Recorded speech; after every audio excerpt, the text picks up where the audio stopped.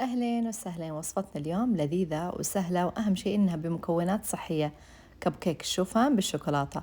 بالخلاط نحط بيضتين، ملعقة صغيرة فانيلا، كوب حليب سائل خالي الدسم، ملعقة صغيرة خل، 3 ملاعق كبيرة زيت جوز الهند، ملعقتين كبار كاكاو بودرة مرة.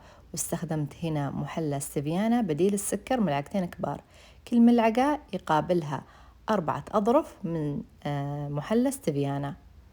أخلط المكونات بالخلاط، بعد كذا أحط في وعاء ثاني الشوفان المطحون والبيكنج بودر وبيكربونات الصوديوم، وأصب المقادير السائلة على الجافة وأخلطهم وأصبهم في قوالب مخصصة الكب كيك، وأحط حبة توت وحبيبات شوكولاتة غامقة مع رشة شوفان، وأخبزها في فرن مسبق التشغيل على درجة حرارة 170 تقريبا 15 دقيقة.